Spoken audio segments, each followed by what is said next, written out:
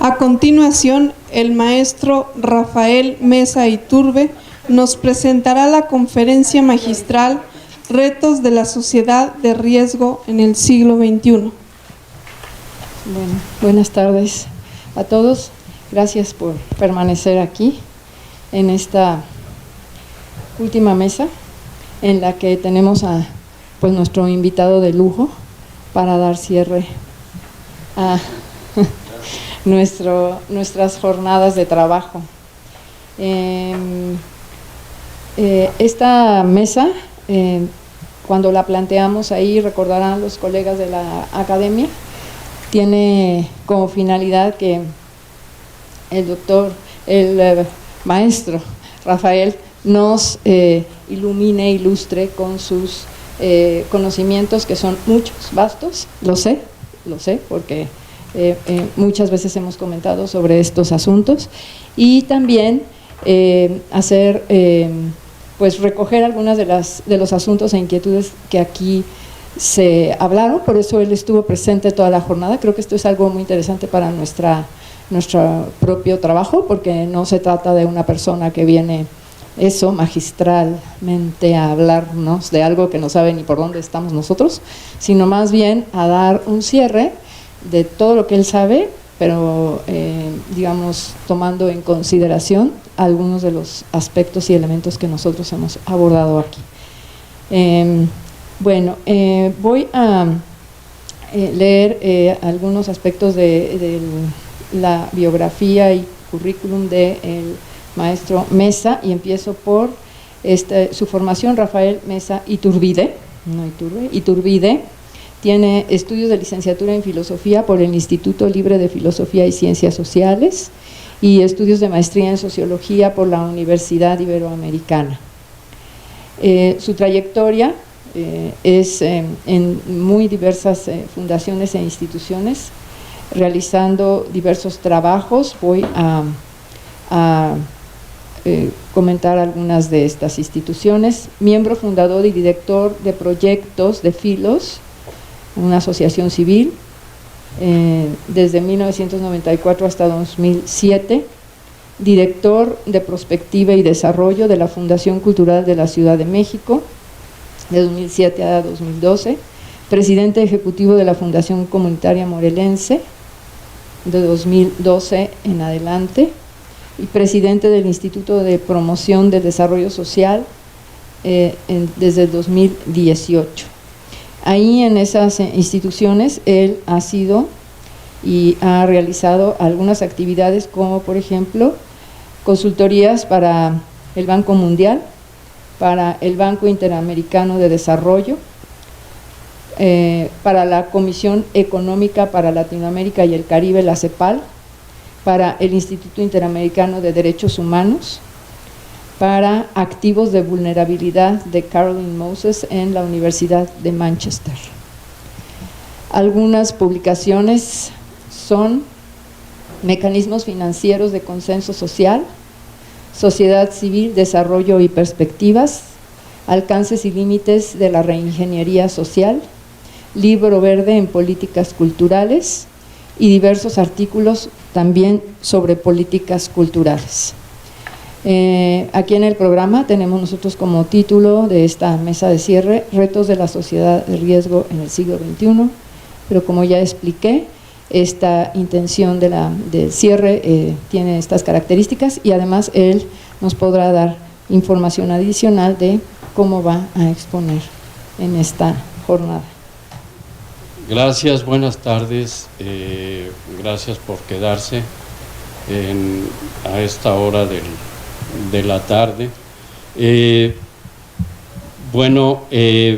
Pues primero agradecer, ya después de gracias por estar aquí, pues agradecer la invitación, y como dijo Angélica, pues sí, la idea no es tanto pues dar una conferencia sobre el significado del riesgo, sino más bien recoger en un intento de resumen, y como se dice, y a los que no se menciona, pues una disculpa por no mencionarlos, voy a fijarme quién está para... sí.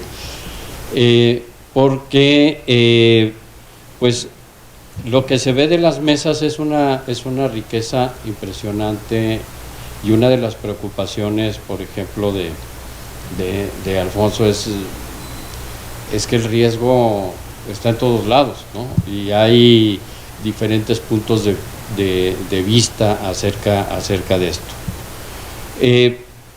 Lo primero que voy a plantear es algo que va a sonar como paradójico, pero realmente, bueno, como dice el filósofo Eugenio Trías, hay palabras que pues que son como exitosas, ¿no? Hay palabras felices, y una de estas fue el riesgo, porque en realidad lo que quiere explicar Ulrich Beck en sus dos libros, pues no es el riesgo, sino es la modernidad reflexiva, ¿no? Lo que le interesa a él es proponer que el tardo modernismo, como él le llama, o la modernidad tardía, ya empieza a estar consciente no tanto de los logros que ha realizado, sino también de los daños que ha producido ese logro. Cuando él llama la atención de esto, es porque ya sobre todo en la reflexión sociológica en Europa, ya estaban acumuladas una serie de categorías que de alguna manera necesitaban un como cobijo, ¿no? Que ahorita lo veo. Beck escribe primero La sociedad del riesgo, pero luego escribe otro libro que es de la vida política, y luego La sociedad del riesgo global. Un poco el interés era mostrar que ya los alcances de las decisiones políticas, como también se dijo en estas mesas, pues ya rebasan incluso las fronteras nacionales, ¿no? Es decir, las fronteras nacionales tienen que ceder cierta soberanía sobre problemas que ya competen a nivel global, ¿no? Es decir, el cambio climático, el problema de la contaminación, uno que no han resuelto, que no se ha resuelto, y es un constante riesgo para es cómo vamos a regular el capital financiero o el capital especulativo, ¿no? Digo, los famosos efectos, el efecto tequila, ¿no? Que si algo se ha digitalizado es el dinero, ¿no? El dinero ha tenido una capacidad de digitalización que se espera que en los próximos, no sé, yo ya creo que no voy a estar, pero en los próximos años ya no haya moneda, ya no haya circulante, sino todo sea a partir, pues, de bits, ¿no? El dinero ya es un bit de información. Y esto, bueno, pues nos lleva también al problema de qué tan virtual es la realidad virtual, ¿no? La otra cuestión es que plantea es que las instituciones, como aquí se ha dicho, y esto lo acentúa mucho más Bauman, ¿no? Él hace en La sociedad líquida, él hace la reflexión de la famosa pues lema no lema, sino propuesta de Marx, de todo lo sólido se desvanece en el aire. Él lo que dice, pues, es que no se desvanece en el aire, sino que se licúa, ¿no?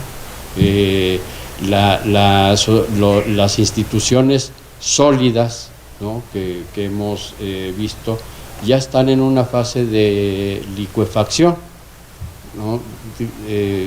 A propósito de la ingeniera, pues también los científicos sociales usamos palabras ingenieriles, así es que estamos a mano.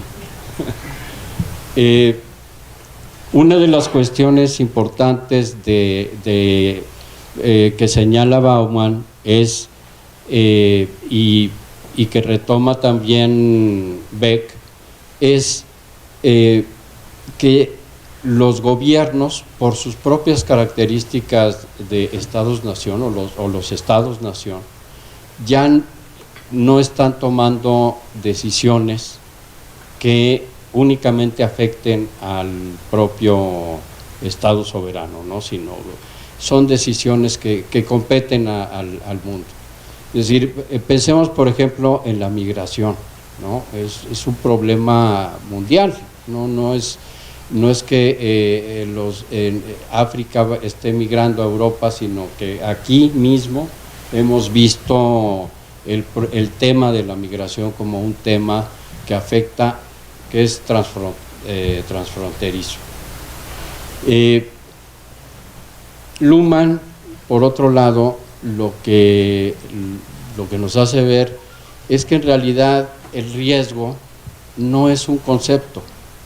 El riesgo, parafraseando a Kant un poco, ¿no? y ojalá y aclare y no confunda más tu preocupación, es una condición de posibilidad para la observación, ¿no? Como dice, como lo propuso Angélica.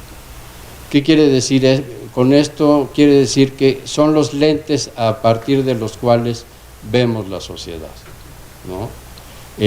Si podemos recordar, por ejemplo, las grandes descripciones del 19, de la primera revolución, ¿no? La revolución industrial, pues era el discurso del progreso, ¿no? Era incluso la bandera de Brasil, ¿no? Orden y progreso, toda esta carga triunfalista de que finalmente la ciencia va a resolver los problemas del mundo, que la economía va a producir riqueza para todos, todo este discurso como grandilocuente del progreso.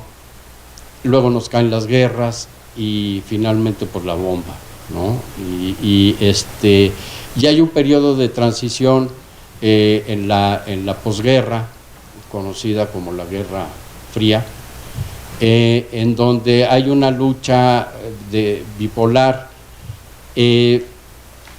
pues que en Francia tuvo un auge muy importante porque comienza Francia, Inglaterra, porque comienza el estado de bienestar y el concepto de ciudadanía social, ¿no? Es decir, nosotros, el estado de bienestar es el estado que universaliza las prestaciones, o es el discurso de la universalización de las prestaciones, no solamente de los obreros, ¿no? Porque eso era la parte central que se establecía en la primera revolución industrial, la garantía del trabajo, pero también la garantía de todas las prestaciones que se hacen, ¿no?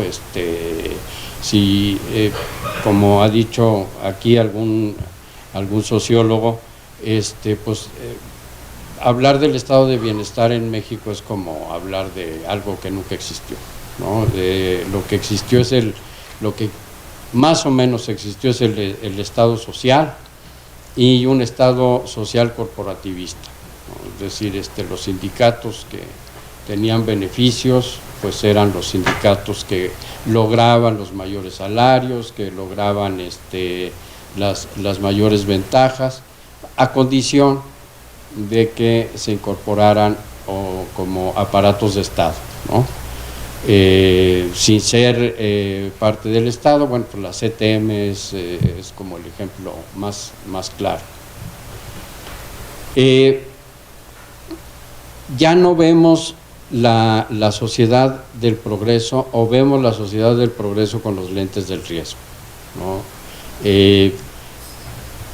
Haciendo un largo, bueno, no un largo, no, quise decir breve.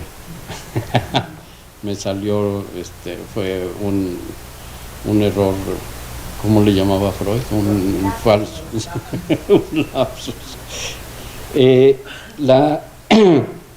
Bueno, primero, la cuestión rápida es la condición de posibilidad de la observación es el riesgo. Es decir, no podemos hablar.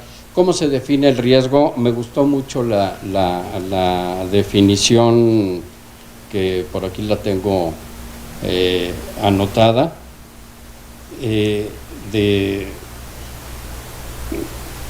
de María Luisa, cuando dijo: el riesgo es una posibilidad de que algo suceda hasta que sucede, y si es que sucede.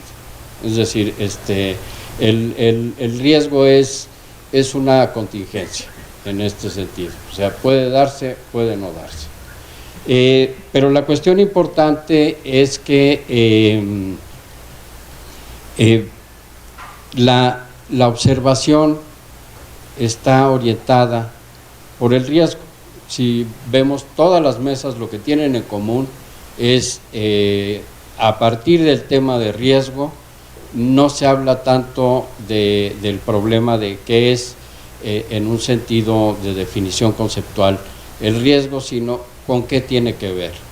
Y tiene que ver con problemas de vulnerabilidad, tiene que ver con problemas de precariedad, tiene que ver con problemas de pues de riesgos y de peligros cibernéticos. Aquí hay una cuestión muy importante, para entender un poco, si alguien lo ha entendido, a Luhmann, es que él lo que trata bueno, lo que yo entiendo, pues, que quiere decir, es, lo importante no es el término, ¿no? Lo importante es que ese término nos ayude a describir las situaciones por las que pasamos, ¿no? Y lo que un término de observación de primer orden da es una distinción, es decir, y esa distinción es riesgo-peligro, ¿no? O riesgo seguridad. Y aquí hemos hablado de las dos cosas en estas mesas. Hay una cuestión que bueno, a mí me gustó mucho, lo voy a decir, pues las ponencias en general, pero me llama mucho la atención algo de la doctora von Metz sobre esta cuestión de, bueno, y tú decías que yo estaba que estabas desordenada, yo estoy peor. Es la cuestión del miedo a perecer en un desastre. Esto es prácticamente, estamos hablando del sentido de sobrevivencia, ¿no? Que es, pues, tan antiguo como el hombre mismo, ¿no? Como señaló Vicente, pues el miedo a morir, ¿no? Finalmente, pero morir en un desastre es algo que ya se ha vivido, y a nivel masivo en el planeta, ¿no? Con el peligro de las bombas, esta escalada atómica que hubo en la Guerra Fría, que por lo mismo era una estrategia dirigida a romper un sistema, ¿no? A tronar, como sucedió a la Unión Soviética, a incorporarla al mercado, y pues a darle a Europa del Este la oportunidad de la democracia. Yo recuerdo un tema de un polaco, Rewolski, que hablaba de un libro. Voy a soltar un poco libros para los que quieran apuntar, o los que ya se lo saben, pues no los apunté, ¿no? Sobre la democracia sustentable. una de las preguntas que se hace que fue una investigación tanto de países del este como latinoamericanos, y la cuestión es, ¿qué se necesita para una democracia? ¿No? Porque nosotros nos llamamos democracia, pero ¿cuáles son las condiciones de posibilidad de una democracia? Pues que haya partidos fuertes, que sean los que recojan los proyectos de nación, que sean los que hagan la oferta política, que haya una relación entre oposición y gobierno, que se fortalezca la sociedad, una sociedad civil fuerte, que existan pues un capital con un compromiso digamos de país, y si no se dan estas condiciones, pues entonces es muy difícil hablar de una democracia sustentable. Seguimos en una democracia en transición y, como vemos, no es un problema únicamente de México, sino es un problema mundial, ¿no? Ya las mismas potencias europeas están en un problema de democracia terrible. Mucho se debe a esta cuestión cibernética, pero mucho se debe también al sentimiento de pérdida de las fronteras nacionales, ¿no? De la pérdida de la soberanía. Otra cosa que me llama mucho la atención sobre la segunda mesa, que tiene que ver con seguridad y soberanía, ¿no? Es pues toda la cuestión de la seguridad alimentaria, ¿no? Y visto, si recuerdan, bueno, algunos jóvenes que están aquí no, pero si recuerdan los que ya son mayores, una de los puntos del sistema alimentario, ¿no? Del famoso SAM, ¿no? Era asegurar la alimentación para todos los mexicanos, ¿no? Y se decía con pompa y con triunfo, y hemos logrado ya superar, y ahora somos soberanos en cuestión alimentaria, y pues al siguiente sexenio se fue pues por allá. Y esta cuestión, que es una polémica muy fuerte entre los transgénicos, quién tiene las patentes, si se venden o no se venden, la extinción de las especies, que no nada más competen al maíz, sino también a animales, procesos de deforestación, la cuestión del agua, ¿no? Cuando recuerdo que alguien dijo la tercera guerra mundial, que esperemos que no, bueno, o si exista, que que no estemos, va a ser la guerra por el agua, ¿no? Y Canadá es el principal objetivo. Bueno, y ahora el polo, que ya es pura agua. Esta cuestión de la seguridad hídrica es una cuestión muy importante, que también compete desde el ángulo del riesgo, compete también a todo el problema del cambio climático, que tiene que ver con que México todavía en muchas regiones son de temporal, ¿no? Y estos cambios han hecho, incluso generado procesos de certificación muy importantes en un lado, y por otro lado inundaciones terribles, ¿no? Hasta es desigual esta cuestión.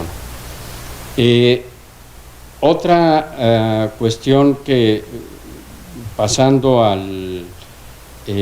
la cuestión que nombraban del miedo, digamos que el riesgo no solamente da distinciones, vamos a llamarle externas, ¿no? Distinciones de riesgo respecto a, sino también hay una distinción en uno mismo que, pues que tiene que ver con los sentimientos y las emociones, y es el miedo, la inseguridad respecto del futuro, pues el miedo a que me secuestren, a que me roben, no me preocupa mucho, pero que sí haya secuestro, o que vaya yo a un restaurante y me reciban a balazos, ¿no? Hay una percepción del miedo, ¿no? Bueno, el libro es muy, que además lo recomiendo mucho, de Alfonso, te digo, estoy haciendo propagandas de libros también, no trabajo en ninguna librería, pero es importante también notar que el riesgo no solamente es algo que nos permite observar afuera, ¿no? El riesgo es algo que introyectamos, también nosotros mismos ya tenemos en nuestro chip, ya tenemos visto el riesgo, ¿no? Ya son lentes que usamos para ver la realidad, pues porque la realidad está así. Otra cuestión que me pareció muy importante es cómo, y esto me interesó, puedo decir que así como Vicente señaló que es muy importante la multidisciplinariedad, es también muy importante vamos a llamarle la interdisciplinariedad, ¿no? Es decir, cómo un mismo espacio, que es el espacio público, es visto desde tres perspectivas, ¿no? Yo me remití mucho a lecturas pues ya viejas de no me acuerdo si es Lucian o Henry, pero los dos son Lefebvre. Bueno, sobre la revolución urbana y cómo las ciudades se crean en términos de autopistas y en términos de calzadas, y se olvidan de, bueno, la experiencia, por ejemplo, de los ejes, ¿no?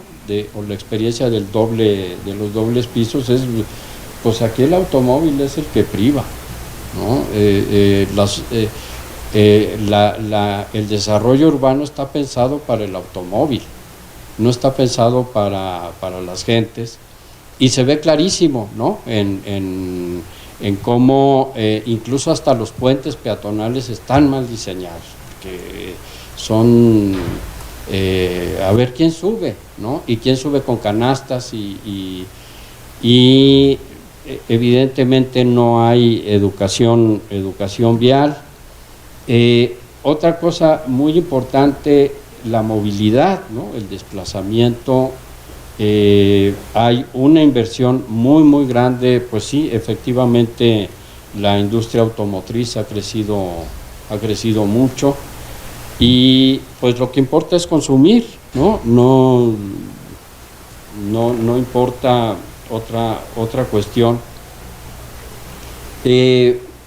La cuestión, pues digamos, socioespacial y sociogeográfica, sí son interdisciplinas entre geografía, desarrollo urbano y análisis social. Incluso hay ya una antropología urbana, ¿no?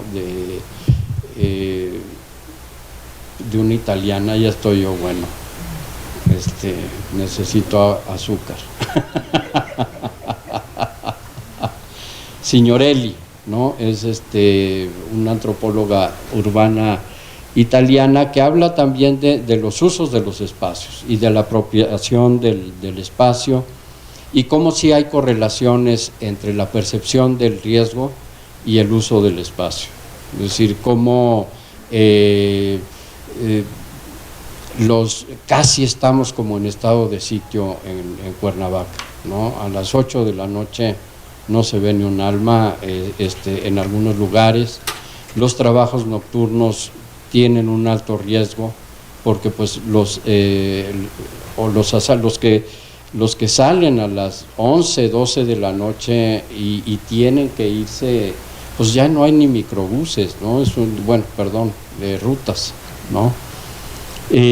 Otra cuestión, la de la educación, pues yo recomendaría ampliamente a Edgar Morán, ¿no?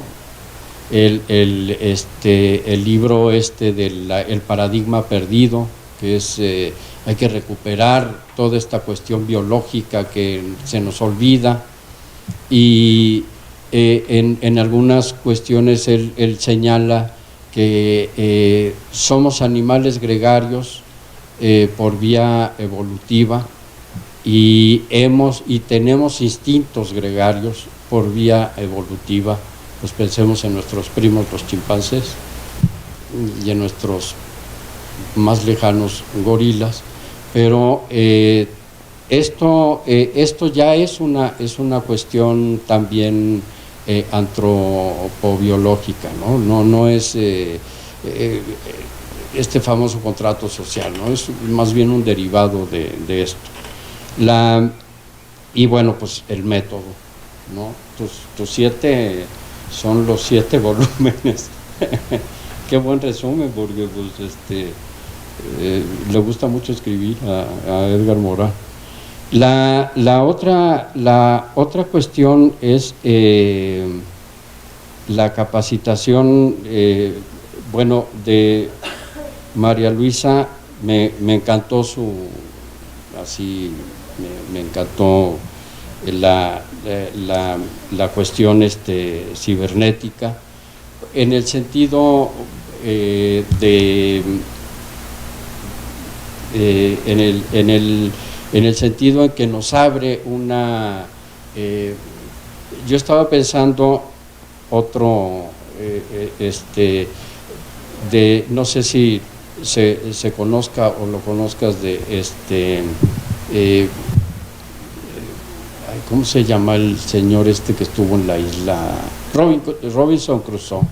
Ya tiene celular, de Rosalía Winocourt, que hace un planteamiento muy interesante sobre los usos de la tecnología, pero lo hace desde un punto de vista como muy atractivo, ¿no?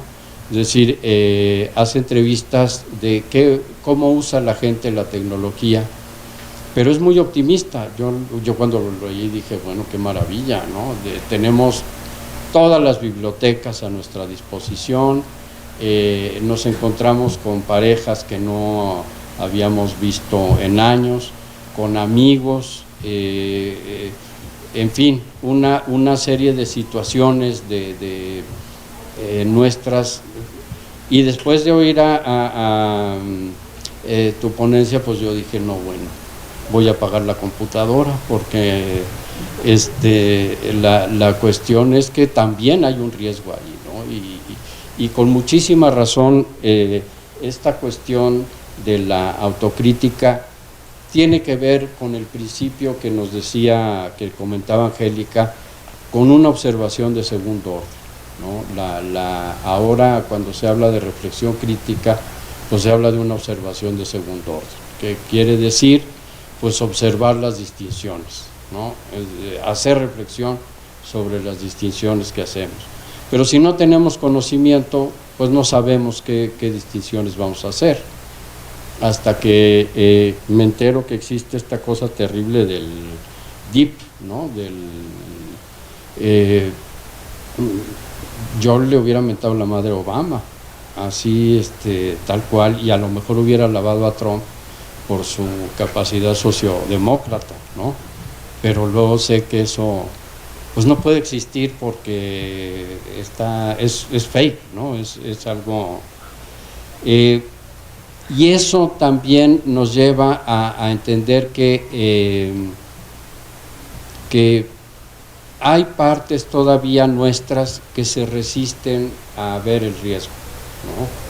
Hay incluso, bueno, ya el discurso político ya mejor ni hablamos, pero que se resisten a ver el riesgo, ¿no? Incluso el propio Luhmann hace en su reflexión el riesgo de la sociedad, muestra el sistema de simulación que hacen el sistema político con la función de ganar tiempo, ¿no? Lo señala con el tema del SIDA, ¿no? Y que lo podemos aplicar nosotros al problema del casamiento de parejas del mismo sexo, de la cuestión del aborto, de una serie de temas que los gobiernos dicen sí, pero no, pero sí, y primero tienen la información, elaboran discursos, hacen no sé qué cosas y 15 años después dan los resultados. Es muy importante entender que digamos, el sistema político es un sistema que no quiere tomar riesgos, ¿no? Eso nos debe quedar claro. El sistema político no quiere tomar riesgos, porque pues es muy malo para los políticos la toma de decisiones de riesgo. Y siempre oímos el discurso de vamos bien, hemos mejorado, la cuestión cuantitativa. Esto impacta mucho también en la percepción política, ¿no? Porque uno no sabe realmente qué tanta información tienen los políticos como para no tomar riesgos. Una cuestión importante, bueno, pues que decía un sociólogo, es que ni lo vamos a saber, porque si ellos no lo dicen y si nosotros entramos a ese círculo, pues tampoco lo vamos a decir. Sí lo vamos a saber, pero no lo vamos a decir porque pues ya estamos en ese círculo, ¿no? Entonces, estas que Luhmann llama cajas negras, ¿no? Que no sabes qué está pasando adentro, dan como criterios de observación, se dan pues cómo simula el gobierno que está haciendo algo, ¿no? O cómo simulan los políticos que están haciendo algo. Esto, digo, como es el dicho de justificación de muchos, ¿no? Consuelo de eso, mal de muchos. Pero esto no está pasando únicamente aquí, sino está pasando en todo el mundo. Es decir, incluso Beck habla ya de una subpolítica, que precisamente por no tomar riesgos los políticos toman las decisiones de la sociedad civil, ¿no? Y entonces la responsable en última instancia de las decisiones que toman los políticos, pues prácticamente como él lo dijo, ¿no? Es la carga de la responsabilidad o el peso ya va para otro lado. No sé cuánto más tenga, porque pues es que son muchas, es que hablaron muchos, pues calculo yo que nos tengamos libres unos 15 minutos o 20 minutos para entonces, bueno, si es así.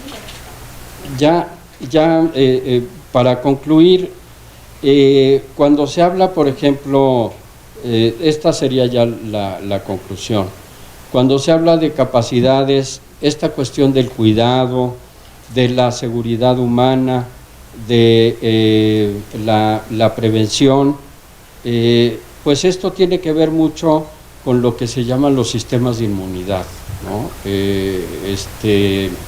Inmune, que mucho bueno, y esto lo he dicho muchas veces, las políticas de salud son las más avanzadas, por lo menos en teoría, ¿no? En el mundo, desde la revolución de Clover-Nash, que abrió incluso términos como inmunidad, términos como riesgo, términos, pues ya la salud pública las tomaba desde antes. Ahora estamos pidiendo prestado el término de inmunidad en el sentido de cómo nos vamos a proteger del riesgo, ¿no? ¿Qué sistemas de inmunidad vamos a crear sobre del riesgo? Y uno de ellos es pues la conciencia reflexiva, la cuestión del desarrollo y fortalecimiento de capacidades. Otro es pues la participación ciudadana consciente y en fin pues todo lo que se planteó aquí. Yo para concluir veo que me gustó mucho como en las nos decían en las composiciones de primaria, ¿no? ¿Y tú qué opinas del libro? Pues que está muy bonito y me gustó mucho. Me gusta mucho el enfoque que se dio a esta pues a este coloquio, a este segundo coloquio, porque nos abre un panorama muy amplio sobre los temas, ¿no? Que todos tienen algo en común y es la observación de una distinción que es riesgo, ¿no?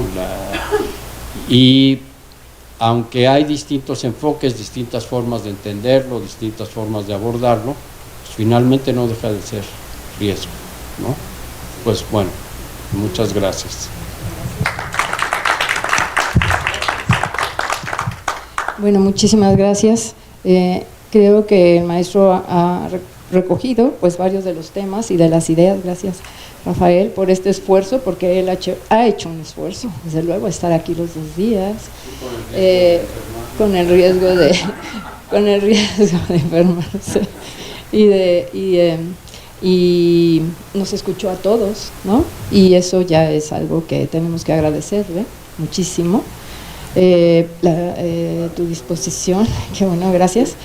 Y bueno, yo quiero hacer un comentario breve y voy a dar la palabra aquí a todos para que comenten lo que gusten y pregunten lo que quieran. Mi comentario va en el sentido de, una vez que pensamos en esta idea del riesgo y que lo estudiamos y miramos un poco más cercanamente, sobre todo en la definición, las dos definiciones, creo que la de Luhmann, no definiciones, las dos miradas, la de Luhmann y la de Beck, pues todavía creo que la relevancia que tiene hablar del riesgo se hace así muy evidente para mí.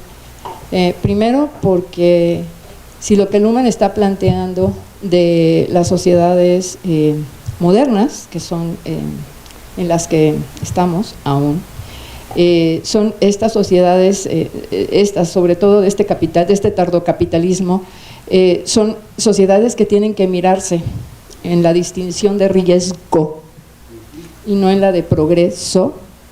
Pues entonces me parece una clave. No es, como bien enfatizabas, no es un concepto, no vamos a definir el riesgo y a partir del riesgo, porque no se trata de un esencialismo, como ya decía la doctora Brígida también ayer, sino de mirar de una manera diferente. Si la distinción no es el progreso, es decir, si lo que estamos haciendo hoy en este mundo ya no es progresar, sino que lo que está ocurriendo hoy en este mundo es que estamos en el riesgo, pues creo que si lo entendemos con mayor profundidad, pues tendría que ser como la clave para descifrar muchas cosas, si no es que toda nuestra vida social. Bueno, así lo plantea Luhmann de esta manera contundente. Beck lo plantea, como decías tú, como un momento de la modernidad. Él no está de acuerdo con la posmodernidad, como planteábamos ayer, lo llama modernidad reflexiva. Bueno, en lo que transitamos, y si lo llegamos a ver, los que estamos aquí, algunos los jóvenes seguro, los otros quién sabe, hacia otras formas. Por lo pronto esto es lo que hay, y esto es lo que dicen nuestros autores que hay, esta clave para comprendernos. Y me parece entonces muy, muy importante que sigamos pensando, pero de manera muy profunda, que nuestras sociedades no están progresando, y menos las sociedades latinoamericanas. Nuestras sociedades están en riesgo, y al ser así, pues tendríamos que modificar muchas de nuestras cosas, empezando por las cuestiones de la educación, que ya se tocaba aquí, y muchas cosas más. Además tenemos que pensarnos, como ya decíamos y se ha dicho mucho aquí, pues como sociedades que somos emergentes o de la periferia, o como lo han llamado ya otros autores, pues ¿qué nos toca a nosotros? Porque si las sociedades industrializadas son de riesgo, ¿a nosotros qué seremos? El riesgo del riesgo, no sé. Entonces, pues yo creo que sí corresponde como seguir profundizando un poco más en esta clave, en esto que tenemos, creo, que tomar, y por lo que ya también decía aquí Rafael, en términos de como una clave de comprensión. Y bueno, no sé si quieras abundar, comentar más sobre esto que estoy comentando yo, o abrimos nuestras preguntas. Bueno, entonces vamos a pasar a las preguntas de las personas que quieran aquí hacer alguna pregunta a Rafael. Bueno, primero, gracias Rafael por tu panorámica, un trabajo titánico ya después de ver tantas ideas de distintas disciplinas. Yo retomo algo de con lo que planteaste al inicio, que es esta cuestión de las decisiones políticas a nivel global, y mencionas algo sobre el capital financiero especulativo. Sí, nada más una reflexión sobre esto es que sí estamos inmersos en esta volatilidad de muchos ámbitos. En algunos campos, sí, esta volatilidad a lo mejor responde a esta desregulación de distintas cuestiones, entre ellas pues esto mismo que implica la desregulación, o sea, no hay muchas reglas ya, o las reglas antiguas ya no están funcionando, y esto nos lleva pues a muchas crisis de distintos tipos, y son crisis muy inminentes y no sé qué tan imprevistas, pero sí muy fuertes, incluso en economías grandes como Estados Unidos, con esta crisis de vivienda y financiera, el subprime de los años 90, también crisis militares hoy día, pues los kurdos y Siria y todo esto, crisis políticas, que mencionaste también algo al respecto. Tantos presidentes, bueno, hay muchos presidentes recientes que están en la cárcel o han estado, digamos, es una situación también nueva. Todavía no llegamos a ese punto aquí en México, pero esperemos que vayamos avanzando.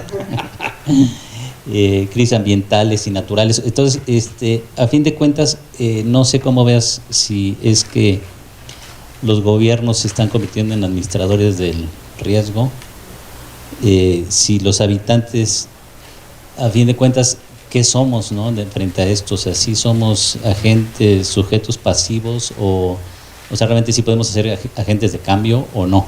Y al respecto, ¿cómo podría ser alguna salida? Pues, ¿cómo utilizar la información como un factor de cambio si estamos inmersos en esta información global? Si es posible nosotros incidir, ya que, digamos, estamos inmersos también en ella. Muy bien.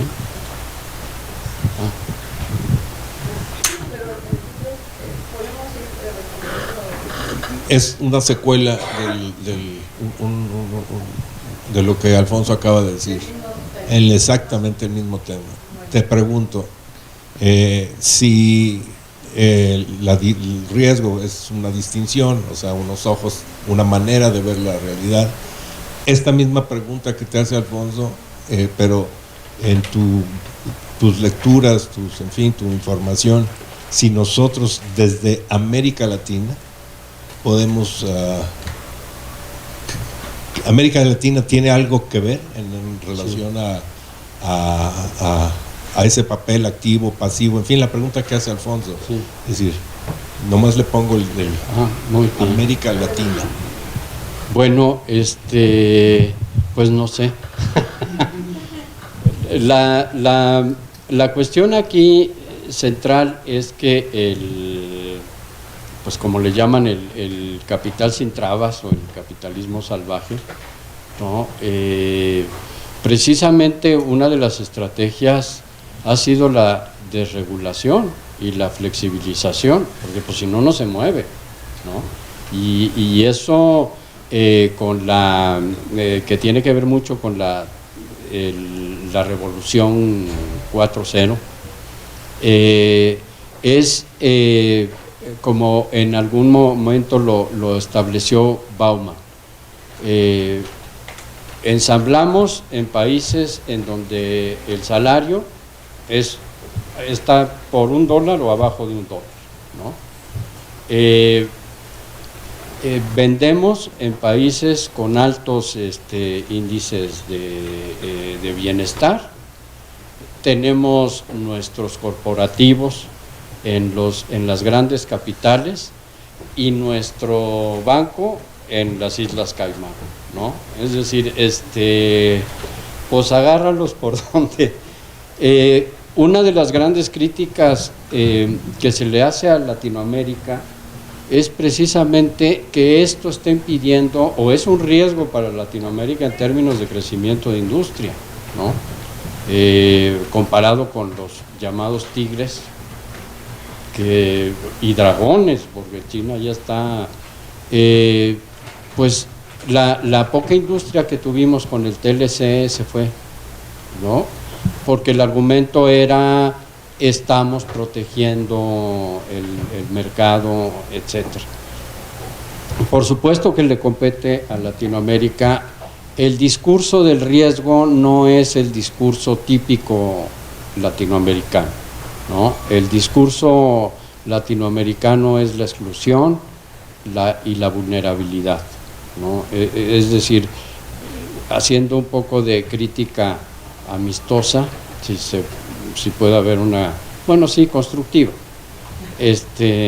amistosa no, constructiva, es cuando hacen la distinción Coneval de pobreza y vulnerabilidad, lo que en realidad nos está diciendo es: voy a fraccionar la pobreza, ¿no? Porque la categoría central es la carencia, y la vulnerabilidad no es eso. La vulnerabilidad es un estado que te lleva, es decir, es un estado que si tú caes en una precariedad, pues te lleva a esto, te vuelves, es decir, el problema es que estamos manejando la vulnerabilidad no como una dinámica, no como un proceso, sino como un estado. Y bueno, pues entonces, ¿para qué queremos Coneval si ya tenemos la medición de la pobreza, como muy bien se explicó aquí, ¿no? Con gráficas, muy muy claras de Francisco, ¿no? En donde pues dice uno: ¿y cuál es la diferencia, no? Si estás por arriba de la línea de la pobreza o si estás por abajo de la línea de la pobreza, pues ¿cuál es la diferencia? No tienes acceso, ¿no? Entonces, una de las cuestiones también que se ha planteado mucho y que se ha resistido mucho, y esto es un tema de discusión muy fuerte, ¿no? Es la modificación o el rediseño o diseño institucional, ¿no? Hemos querido seguir los modelos americanos, ¿no? Digo, somos americanos, estadounidenses, para mayor claridad, estadounidenses, de las famosas reingenierías de reducción de costos y mayor efectividad, sin contar con las condiciones, ¿no? Estos recortes que se han hecho, ¿no? Vamos a quitar gente porque vamos a reducir, pues sí, ¿y dónde la ponemos? ¿No? Es decir, el propio gobierno está creando condiciones de precariedad, porque no hay trabajo, y aquí lo dijeron clarísimo. Estamos creando estudiantes que se van a encontrar en un momento de su vida en que pues, su preparación no les da para tener un trabajo. Uno de los grandes retos aquí es cuando viene toda la robótica, la fuerza de trabajo no está preparada para eso, no tenemos preparación para eso. Y entonces lo que viene es como vamos a fortalecer las capacidades de los trabajadores, pero las universidades se quedan igual. Es decir, yo creo que este tema que nos enseñó se dice la ingeniera, según la Real Academia podemos decir la ingeniero, ¿no? La ingeniera es correcta, así como médico, médica es correcta. Ah, bueno, muchas gracias. La ingeniera, esta cuestión intercultural, ¿no? Es decir,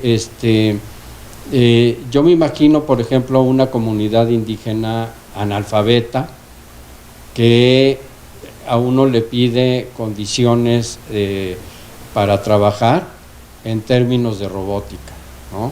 Así como, bueno, ¿de qué estamos hablando en este país, no? Y estas cuestiones son las que realmente afectan, porque ni siquiera estamos capacitados para la construcción y esto de industria, porque bueno, lo que dijo de Cuernavaca Oxxo, lo que está pasando aquí es, por ejemplo, se quiere la experiencia de la automotriz famosa esta Ramírez, ¿no? Pues llegan los japoneses y le dicen, el mío, el que tú haces, cuesta tanto, el mío cuesta el 50% más barato, pues tú ¿cuál compras? ¿No? Y luego nos dicen, pues apuesten a México, no están dadas las condiciones, porque es un problema también de regulación fiscal, ¿no? Y yo ya mejor quedan 5 minutos. Bueno, pues yo en primer lugar quisiera agradecer a Rafael el haber acompañado a la Academia en esta última sesión. Creo que ha sido para nosotros muy importante tenerte por acá y bueno, haber escuchado el resumen, que de verdad no sé cómo lo hiciste de estar ayer y hoy aquí, además estar escuchando qué es lo más importante alrededor del tema del coloquio. Pero bueno, darte las gracias de parte de uno de los miembros de la Academia, que creo que comparto con todos los compañeros. Y también quiero agradecer a todos los que organizaron el coloquio, porque como participante en el coloquio, pues dice uno, bueno, a mí me gustaría participar con este tema. Y así se fue armando el programa. Y la verdad siento que el programa fue un programa muy robusto, muy coherente, o sea, empezando de lo macro a lo micro, con temas, como dices tú, bueno, desde la mirada de cada uno de nosotros, y que hubiera sido muy interesante, y esto en la Academia Nacional de Medicina también así lo hemos planteado muchísimas veces, que a veces los académicos venimos a este tipo de reuniones y nos escuchamos entre académicos. Y que valdría mucho la pena, en futuras ocasiones, que pudiéramos invitar a gente interesada en el tema y que pudiera aprovechar mucho de lo que aquí se ha comentado y vertido, ¿no? Porque bueno, si queremos escucharnos, haríamos otro tipo de actividad, un seminario o algo, ¿no? Pero la idea aquí era un poco más de difusión, de compartir, de difundir. Entonces, bueno, nos llevamos también ese aprendizaje de esta reunión y que, como decía ayer Ana María Chávez, también plantear, pues, que no hay recetas, ¿no? O sea, que ¿qué podemos hacer? O sea, cómo podemos aterrizar mucho del trabajo que ya se ha hecho, y que está en proceso también, pero que sirviera realmente como un insumo, pues, para la toma de decisiones, para el establecimiento de políticas, o al menos para que se abriera un poco más el conocimiento que tienen los que lo están tomando esas decisiones en estos temas, ¿no? Yo creo que el aprendizaje, además de lo interesante que ha sido el participar en este coloquio, es todo lo que nos llevamos de tarea como integrantes de la Academia de Ciencias Sociales, y agradecerte de nuevo, y agradecer yo personalmente a todos los que organizaron verdaderamente este coloquio, que estuvo bastante bien armado el programa, y muchas felicidades a todos. Me felicito yo también. Sí, pues muy bien. Vamos a cerrar ya, entonces. Yo no clausuro, ¿verdad? No, ni yo. Acá el presidente. Yo voy a entregarle su constancia al maestro Rafael Mesa Iturbide por su participación, y agradecerte mucho, Rafael, muchas gracias por habernos acompañado.